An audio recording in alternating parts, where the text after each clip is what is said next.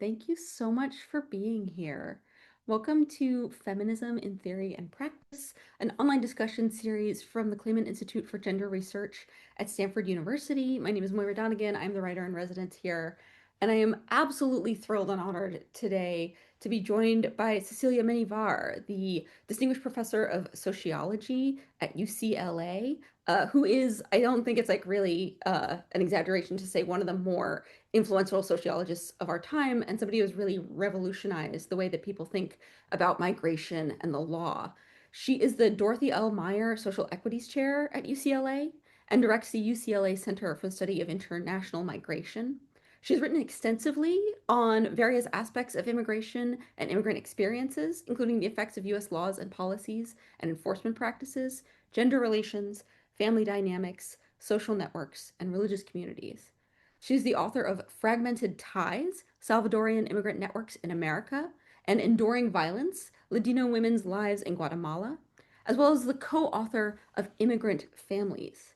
And Professor Menjívar, I wanted to have you here today to talk about something that I think gets overlooked in the second Trump era as we have this sort of like renewed attention to the plight of migrants in the US, which is the gendered dynamics of immigration enforcement and the ways that immigrant women are specifically targeted and specifically made vulnerable in these like large mass deportation and immigration enforcement systems. So first of all, thank you so much for being here. I'm just really, really grateful that we get to talk to you today.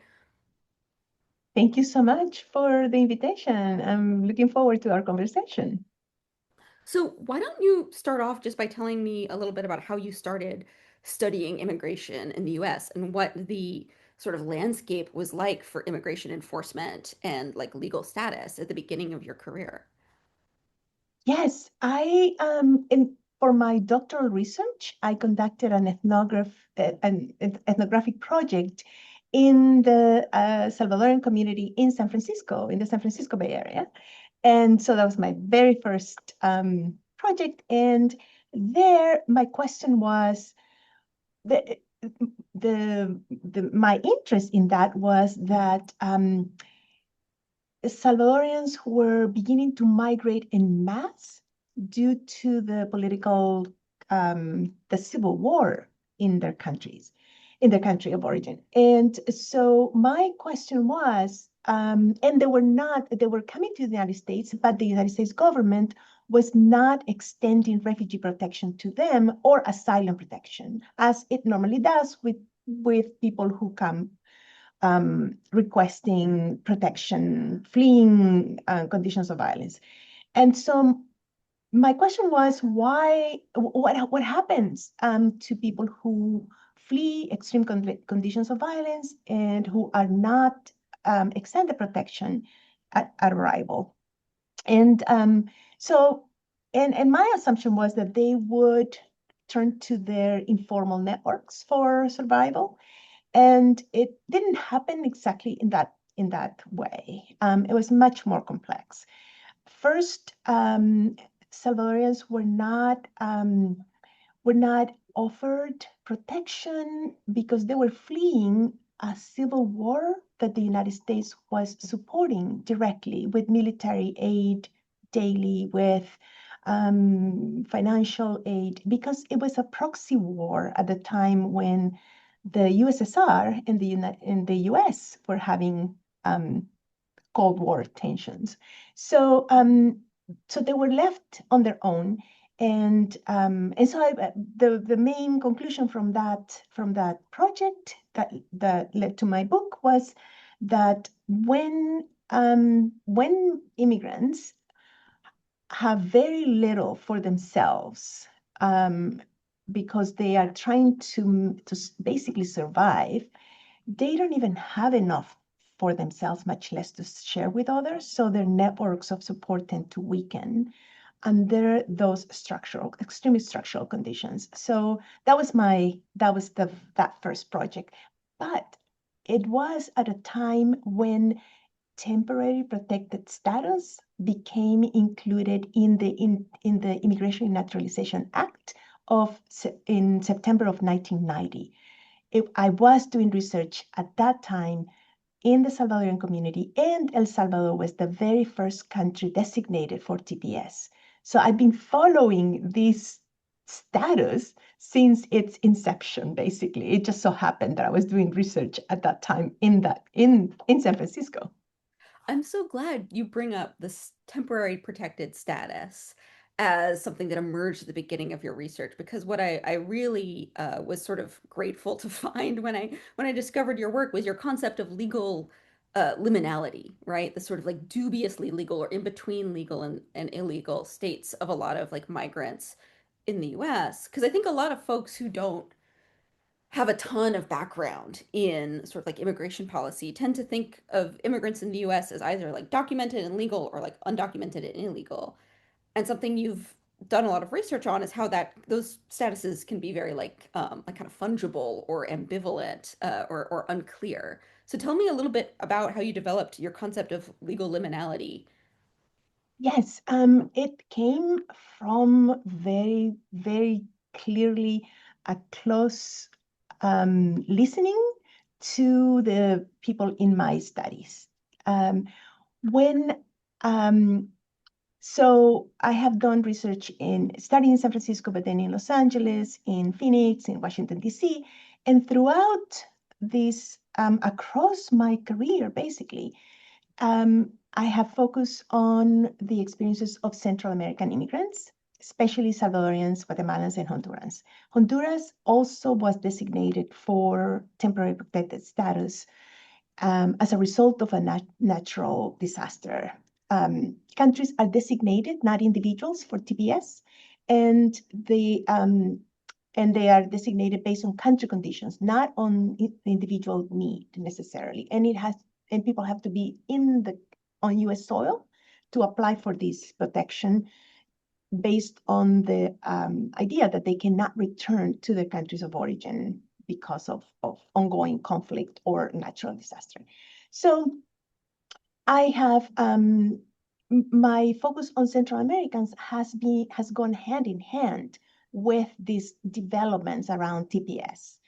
And my so I started to I have been thinking about this for a long time. And because it is temporary and there is an emphasis on temporariness of this status. It's not only in between these two different statuses that are not just different, they are opposed to each other in many ways, documented and undocumented. But it is a temporary permit. So every 18 months, people have to renew. And it just also so happened that El Salvador was the first country designated. Then that designation ended in 1995. Then they were redesignated. El Salvador was redesignated for TPS in 2001 as a result of two earthquakes that happened in El Salvador. And this is the important part of this. Hondurans were designated for a hurricane, a natural disaster in 2000. El Salvador was designated in 2001. Hondurans on TPS were on TPS renewing every 18 months for 25 years. Salvadorians are still on TPS for 25 years, renewing every 18 months. So given this situation, I started to conceptualize liminal legality, not just as something that happens in the laws, but it is a condition. It is very much a condition of living in between, temporarily in between two different statuses. So it is always a benefit. People in my studies, I also work very closely with the National TPS Alliance. It is a benefit, no doubt about it. But it's never just a benefit, but it is temporary because it does have an effect on people's lives, on plans for the future, also on how they think of themselves as members of society. So that's how I started to think about liminal legality, and very much from TPS, but now these temporary statuses have proliferated, not only in the United States, but across the world. Mm. In Europe, many countries are using temporary statuses to receive people who are in need of protection. And so that now it just so happens that I published that article on living the legality in 2006. So for 20 years, I thought it was just something that happened among Central Americans. But now there are many more populations under this umbrella of temporariness. But you talk about this liminal legality under statuses like temporary protected status, under these sort of like proliferating, ambiguous, or sort of like contingent like permission for migrants to live and work in the US. I'm wondering if you could tell us a little bit more about how that status of uncertainty manifests in the lives of women immigrants in the US from these like Central American countries and communities that you study. How are their experiences different? I think a lot of people who are just sort of passively consuming the like quote unquote immigration debate in the US tend to imagine the prototypical immigrant as like a single man, right? And what I'm so happy to have discovered in your work is this like real sort of the attention to the texture of how these policies impact women and families as well. How does temporary protected status work for them? Yes, this all legal statuses are presumably neutral, but everything that is presumably neutral needs to be looked further into because there are gender ideologies that intersect to make them not neutral for everybody. And my other area of research is gender-based violence and immigrant women and gender and immigration. So I do pay quite a bit of attention to this. In the with relation with when we're talking about TPS, how it affects women specifically, there are this temporariness. It's manifests in many ways, and it also affects men. But with women, Central American women, many Central American women migrated on their own, leaving families, parents, and children behind. And so they also formed families in the United States. So they often have multiple households to support because women, were also um, heads of household often in their countries of origin. They were not just accompanying male migrants.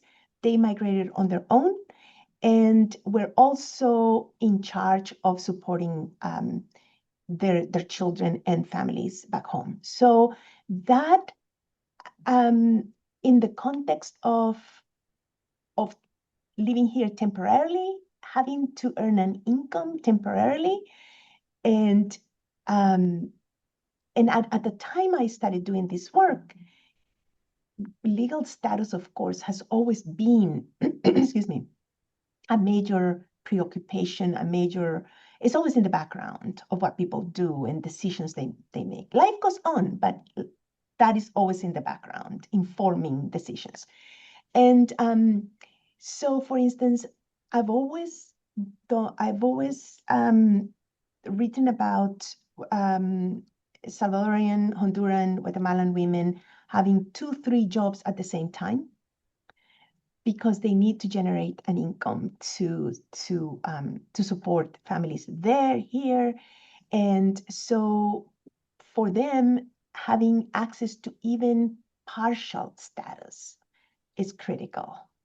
And again, this is not it may not be so different for men because they also have responsibilities.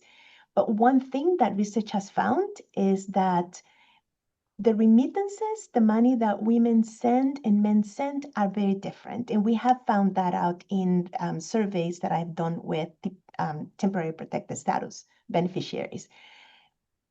The amount of money women send, especially when they leave children and parents behind, tends to be a much larger chunk of their incomes than men's.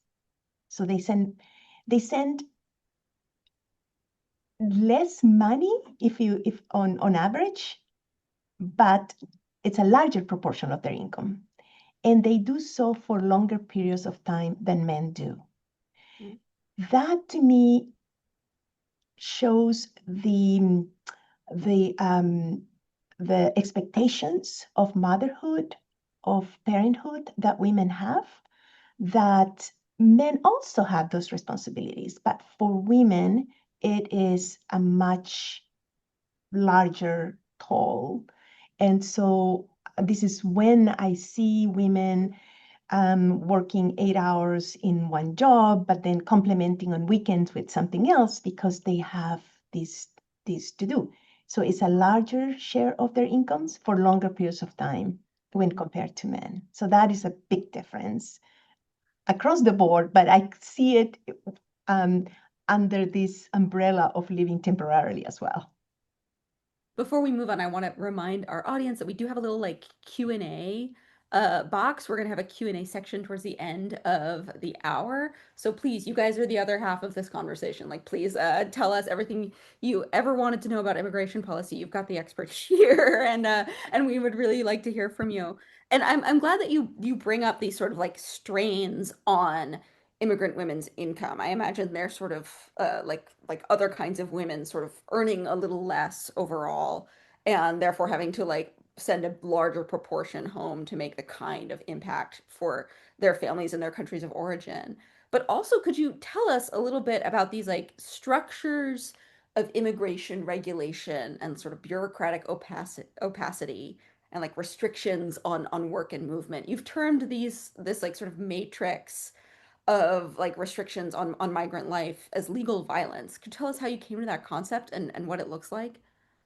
Yes, legal violence actually, again, came from Salvadorian participants in my studies. I was doing research in Phoenix at a time when there was a major enforcement effort, immigration enforcement effort around SB 1070. That's a different in Arizona.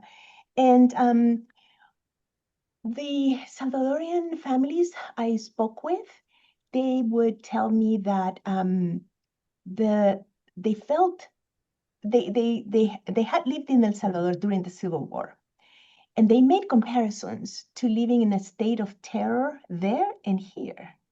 So I started to think about the harmful effects of enforcement, but also of laws and administrative decisions that affect immigrants and cut them off from accessing resources and do not allow them to have work permits and all of these more administrative aspects of the whole immigration regime.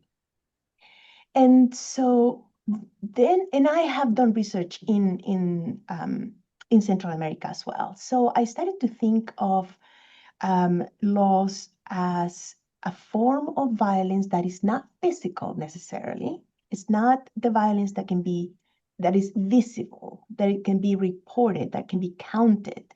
It is a form of violence that comes from structures, from institutions, from perceptions, stereotypes, attitudes that combined have an equally powerful, harmful effect on the lives of immigrants. And so I started to to spend more time thinking about parallels between this form of violence, again, that is not it's not physical the way we think of violence, but it is there. It has a harmful effect that and it's embedded in institutions, it's embedded in the way laws are written, it's embedded in requirements, in deadlines that change continuously, policies that change continuously and create confusion, in keeping people waiting for decades.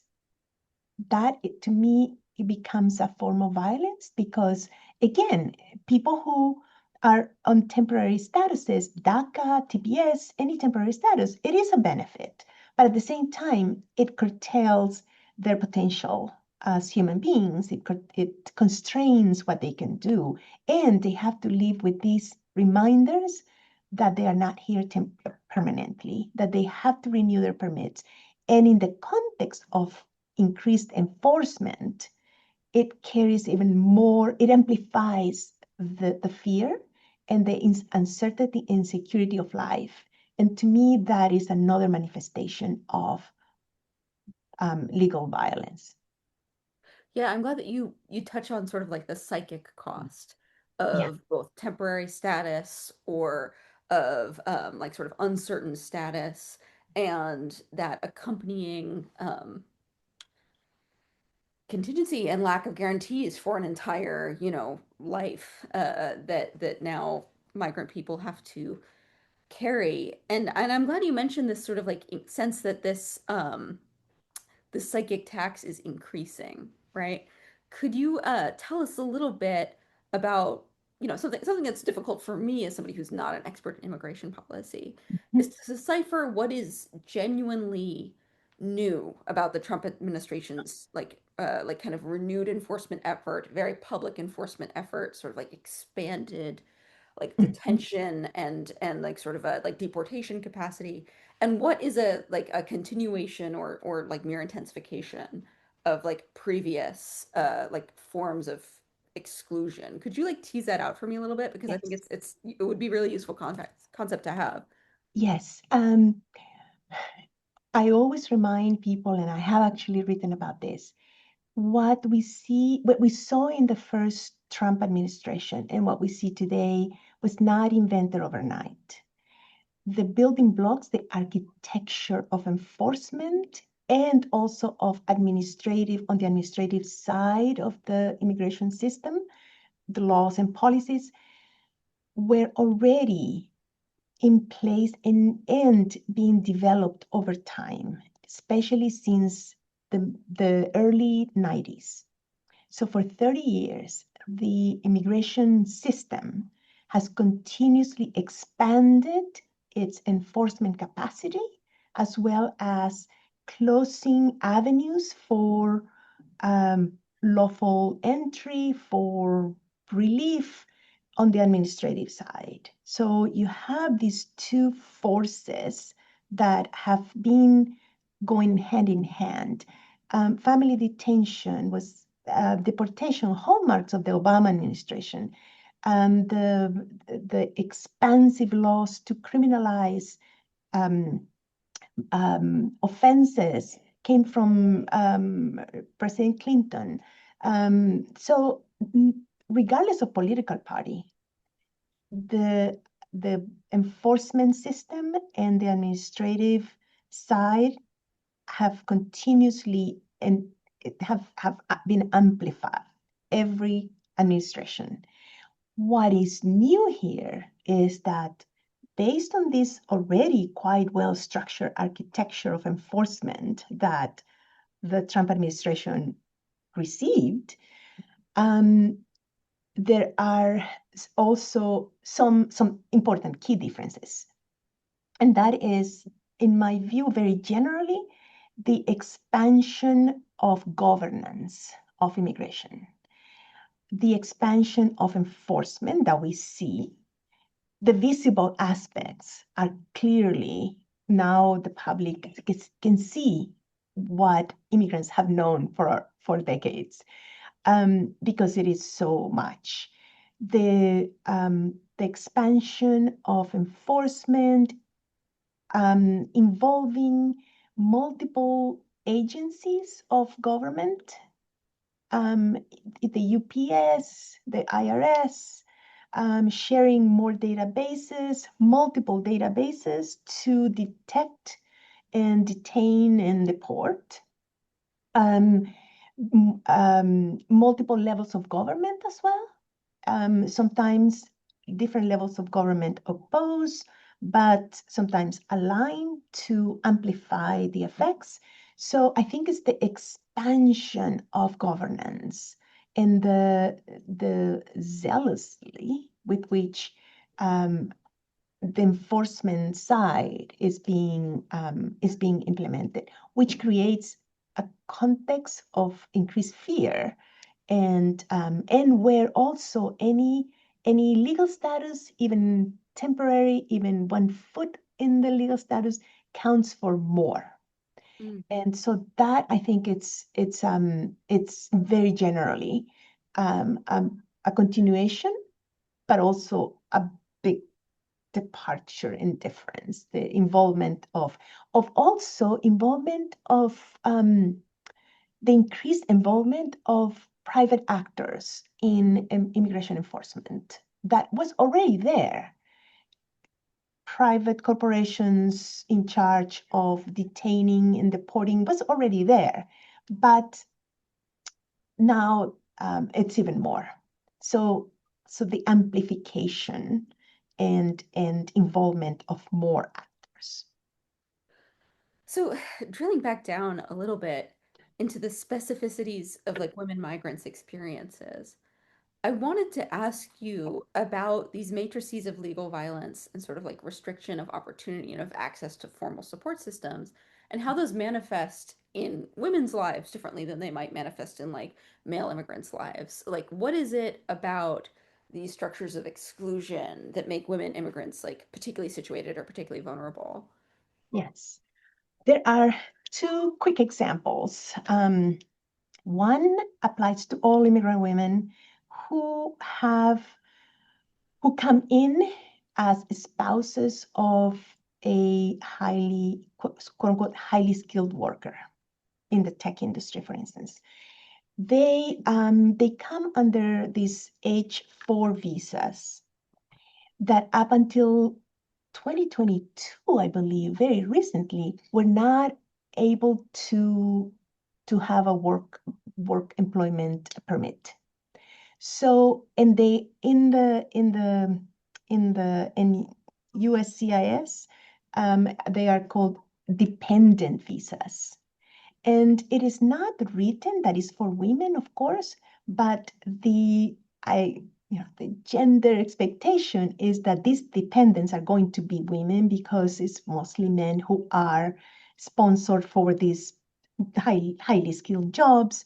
And so by constraining their abilities to hold a job and earning an income by law, by design, that already, I think, has a major effect on women's lives.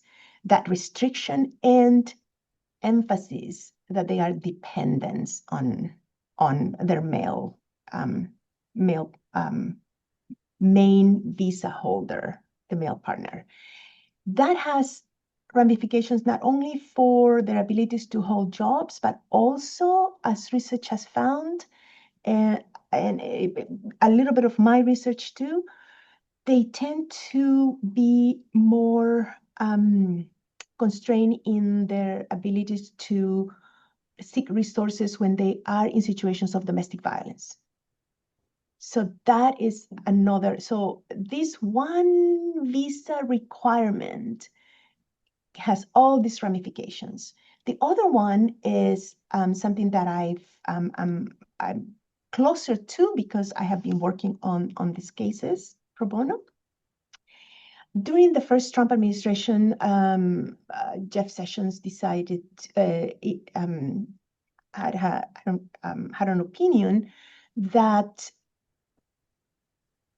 women seeking asylum based on gender-based violence did not have basis for that. So these are women who are leaving their countries of origin because of gender-based violence they're experiencing there, and Right, come claim asylum on that basis in the US are right, being that source that they're that route to legal status that specifically benefits women was shut off. right. During the Obama administration, there were there was a surge of Central American women and children at the border. And many of the women were seeking asylum based on gender-based violence and domestic violence experienced in their home countries. Um, in order to reduce the number of apparently with the goal of reducing the number of Central Americans obtaining that status, Jeff Sessions had this opinion to eliminate gang violence and gender-based violence as basis for asylum. So those two conditions could not be considered in these cases. And that was vacated and during the Biden administration. But right now there's basically no asylum, no refuge in the United States under the second Trump administration.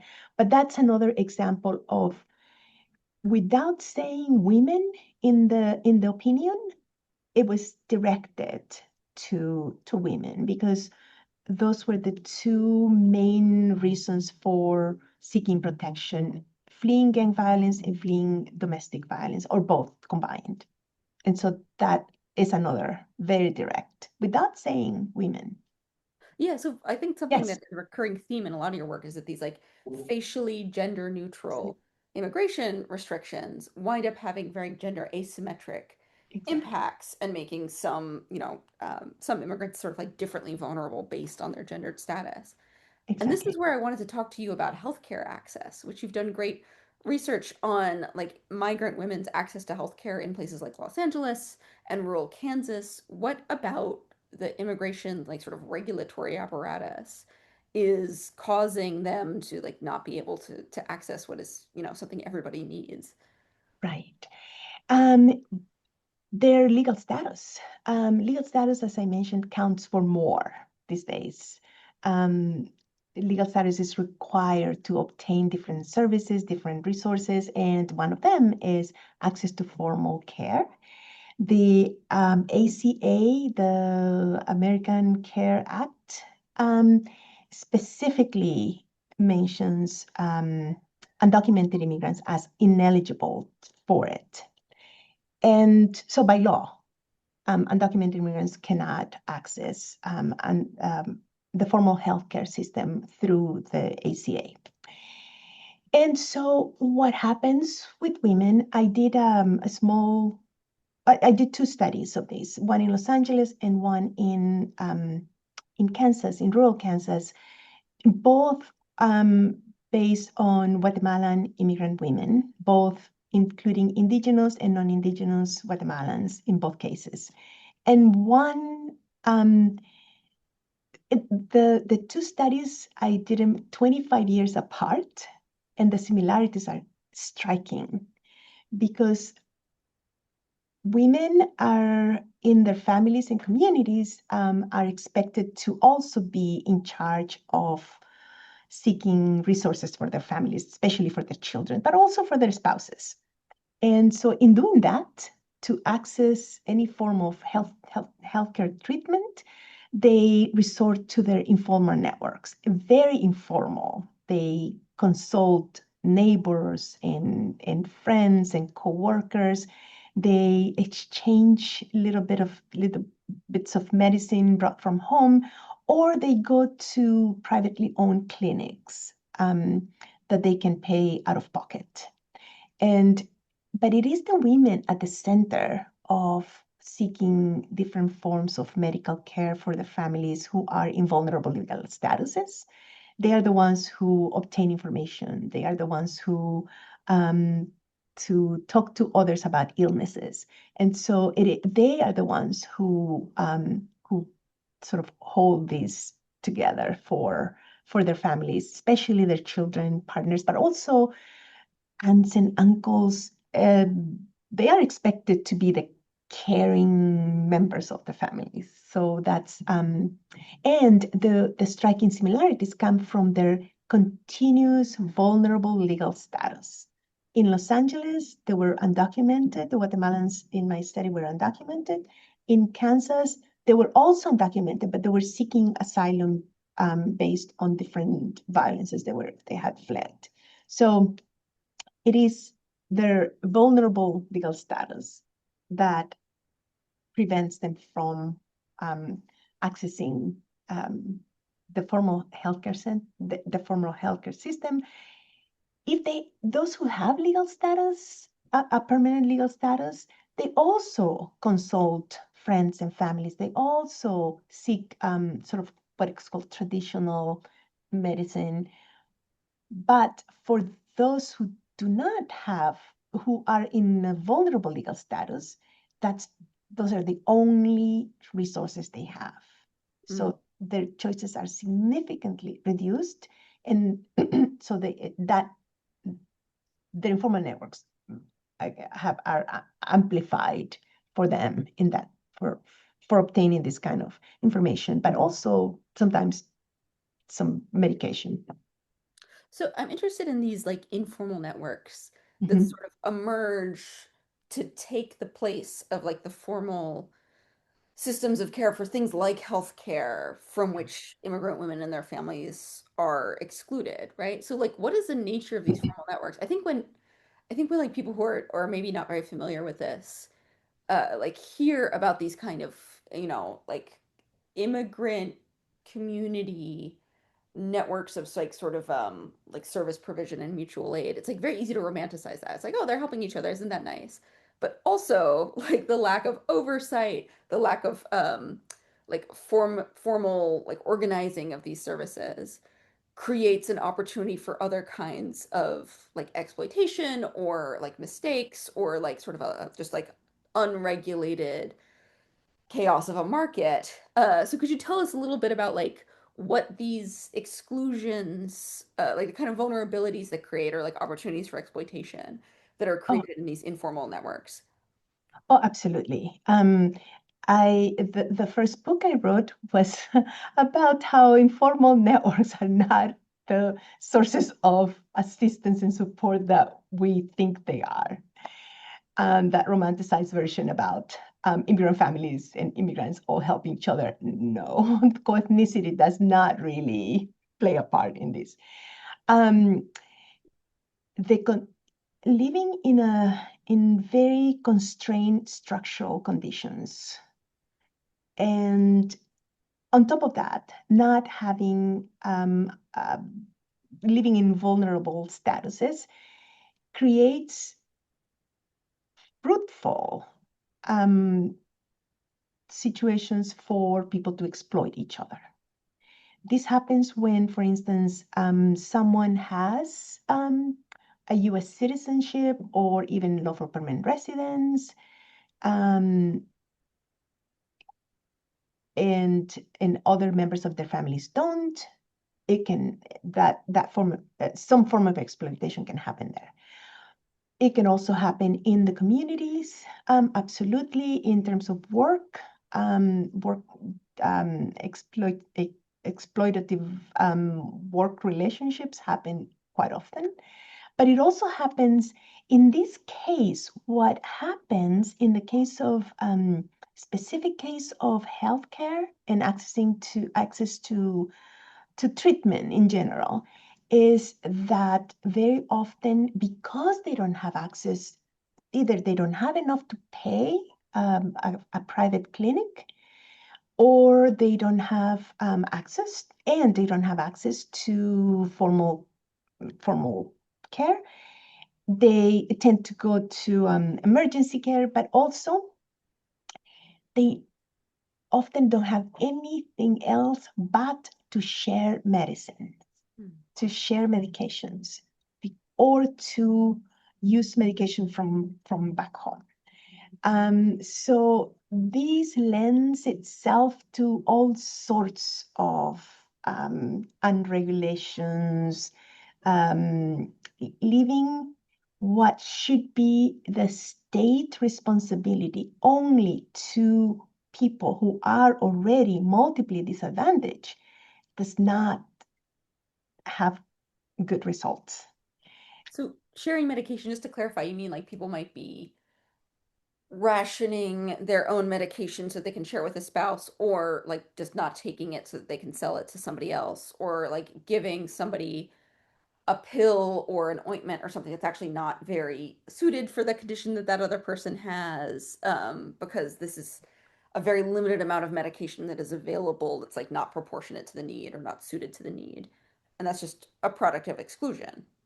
Of course, of course. So all of this is not that people are doing these things because they like to do all these things that you mentioned, but it's a product of exclusion directly. It is extremely constrained options.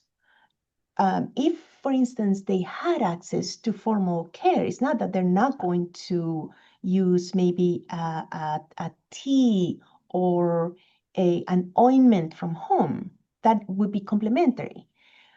But without access to formal care or without the income, because their legal status also impacts how much money they make, to pay for private care, the only option they have is these exchanges of information, what to do in case of a migraine, what to do in case of a burn.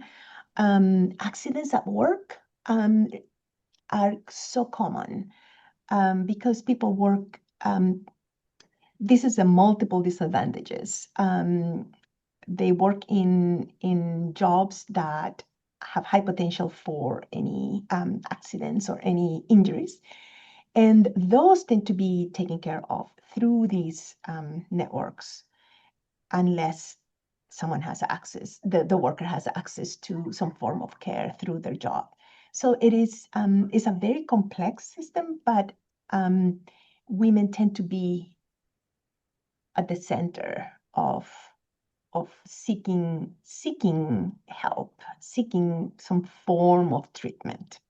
As you're speaking about like the specificities, or I'm sorry, the specificity of healthcare access and its obstacles for migrant communities, I'm just kind of like I'm getting a sense of the scope of the ways that these immigration restrictions sort of constrain people's lives, because I'm extrapolating those same principles onto things like trying to find employment, right? It's like, well, if you're excluded from formal employment, you're dealing in like an under the table informal economy. That means you have no legal protection for things like sexual harassment. It means you have no legal access to things like maternity leave, or like, like workers like safety, right? Like OSHA protections, like are probably not as efficacious for you. And what are you going to turn to when you have those problems, right? I'm also thinking of things like child care, which might be harder to get for people who don't have access, and who might then indeed, these immigrant women tasked with like taking care of these families through all these networks of exclusion, having to find like other less formalized, less regulated forms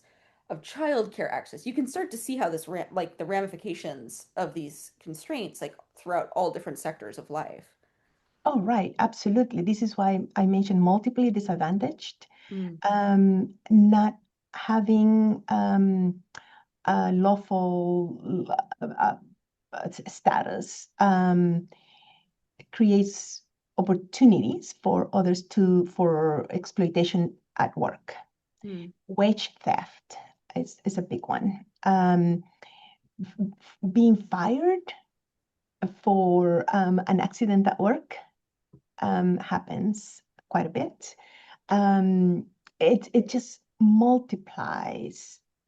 every every disadvantage amplifies the other. mm, So, um, and in my view, because I've been paying close attention to legal status and laws and how laws create legal statuses and classify people in different legal statuses, I tend to go back to that. mm, These exclusions through laws and and the administrative side of the system combined with the enforcement side create these really very extreme conditions for lower incomes, for housing that is may not be permanent, for lack of access to health care, on top of living in fear. Mm. So this is, and it is not only restricted to immigrants without undocumented, without legal status. This can also happen among immigrants who are in this limbo of not of being in between, waiting for an application to be reviewed. There are 3 million people waiting for applications to be reviewed who are in limbo as well.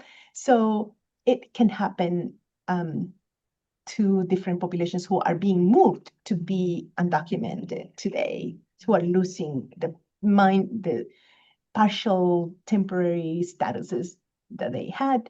So it is multiplying and amplifying.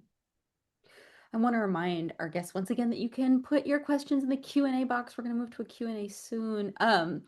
Professor, I wanted to ask you a little bit more about these populations that are being moved from a legal status to an illegal one. It seems like, and we were discussing this a little before the webinar started, some of these obstacles to achieving and then maintaining legal status are put there by design, right? This is a bureaucratic or sort of like an administrative obstacle that places a lot of discouragement and a lot of almost like trickery sometimes in the way of people who are taking on this path to try and achieve legal status.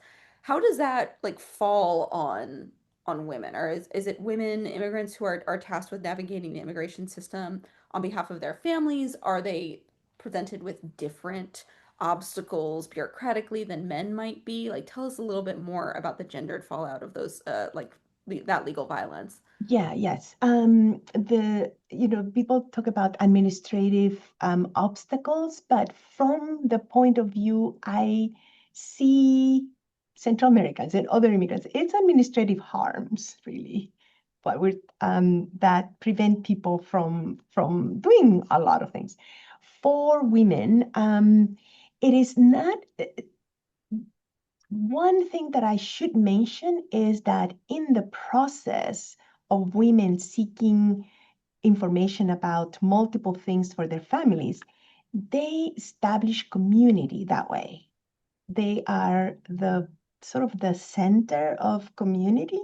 They contact religious organizations, churches, and so they develop lines of communication. And so in the process of doing all that, they are the creators of community. But also, in terms of they do have to navigate, because they are sort of expected to be in charge of caring for their children, just for that, they have to navigate the bureaucracies involved in everything related to children, whether it's healthcare, whether it's anything related to schools, policies. So they become adept quite a bit at doing that. Um, and so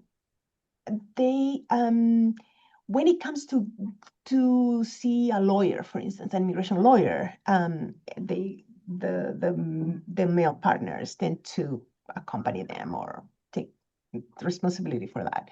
But the more mundane obstacles, bureaucratic obstacles and harms, a lot of it falls on women, especially with young children, and because they do the everyday life kind of That supposedly makes sense. small Yeah. things, but they're not small. They accumulate and they're not small. That makes a lot of sense, just like the gender division of labor sort of persisting into, the labor of Yes, navigating an immigration restriction. We have a yes. question I wanted to turn to from the Claimant Institute's own Bethany Nichols, who asks a little bit about those H-4 special visas Oh for yeah. spouses. She asks, can you share more about which specific legal resources and opportunities women on dependent visas lose whenever they experience DV in the US with their partners on highly skilled visas? I think that's a really good question. Tell me a little bit about that dynamic. Yeah. Oh my goodness, that is a huge question. Thank you. When um when and this happens not just with the H4 visas. This happens across the board. Um, more more men tend to be petitioned by employers for work. So more men tend to get those visas. And women, even if they have the qualifications, the levels of education, the experience, they tend to come in as family members. Already that places women in a very different path, as family members, as dependents. And so when it comes to domestic violence, if the partner, whatever whatever visa, permanent visa the partner has, because it cannot be a temporary work visa, petitions for the woman, um, the woman becomes even more dependent on that petitioner because her entire life depends on this person. If there is domestic violence in that situation, women are less likely to report or do anything about it because the visa application for the woman depends on the man, and the man and the petitioner can cancel an application. And so they're less likely to report. And also, men have used this application as a threat as well. If you leave me, I'm going to stop your process, kind of thing. So that happens across visas when the male partner has a permanent visa. But also, of course, it happens when in other statuses, but more prominently there. It strikes me as a recurring theme in your work that like one thing that these like structural or legal violences do is also sort of create the conditions for interpersonal violence, right? Like when Yes. somebody's more vulnerable because of a dependent immigration status, right? Yeah. Like if they are not like they're dependent on their partner for their place in this country where they're living. That means that they're more vulnerable to that partner, to his sort of like outburst to his whims, and are less able to sort of like leave or report or try to stand up to him. Right. And this is like strikes me as something sort of like um, that occurs throughout a lot of different aspects of the immigration exclusion apparatus, right? Like these exclusions from formal economic systems, from like formal legal recognition, from ability to participate like with, fullness and dignity in public life, creates opportunities for these like private sphere interpersonal exploitations kind of like across the board. Mhm. Yes, absolutely. Sometimes I think, well, not sometimes, I tend to think of individuals mimicking what the state does. Mhm. And they mimic the violence of the state in their own, the state models certain practices for and creates conditions where people sometimes have no other choice, but sometimes do have choice, but um, they learn that mimicking the state, following what the state does to everyone, will also um, be how they uh, they can um, behave like the state does. So mimicking the state. Um, And the state designates somebody as less important or as disposable, like other people will follow that instruction or that labeling. right. Yeah. Um, we also have another question from an anonymous attendee who asks about the TPS status. So, for people who are under the temporary protected status, they ask, are they allowed to seek permanent residency and perhaps eventually apply for citizenship, especially for those who can't return to their home country for various reasons? How does that work Excellent for them? question. Excellent question. No, it is in the law it is in the TPS law when it was created that it is a terminal status. They cannot. There are two circuit courts in the United States that have recognized, and for a very, very, very technical thing. The reason is that because they came to the country, they have to be on US soil to apply for TPS. And they came into the country without inspection. That's why they're applying for TPS. And so this technical thing of entering the country without inspection, EWI, prevents them from formally moving to permanent lawful status. So that's not people who come in legally on a visa and then overstay. And it's not people who, cross the border and then present themselves to like a border patrol agent. These are people who like cross the border, come into the United States without encountering like sort of a border authority who can recognize them. Right. And it's people can come in and overstay their visas, and that counts as a EWI. I'm sorry, that comes as entry with inspection, and then they can have um, someone petition for them to regularize their status. But remember, these countries that are designated for TPS, not individuals. So if the country is not designated, and there are only about 12 countries designated at any one time, if the country is not designated, this option is not available for them. Right now, I think there are only 2, 3 countries still designated, waiting to see what happens. But so it's not anyone who can apply, and it is for people who cannot return to their countries of origin. So for most people, they cannot apply for a permanent status or for U.S. citizenship later. Now you see the sign of like malignant creativity where like the Trump administration is trying to expand the sphere of deportable people by saying those who have been ordered not to be returned to their country of origin can in fact be deported to third countries, Right, places they have never been to before, very far away from anywhere they've ever been or anywhere they might know anybody. right. It is such a vast like matrix of injustice and suffering, and Yeah.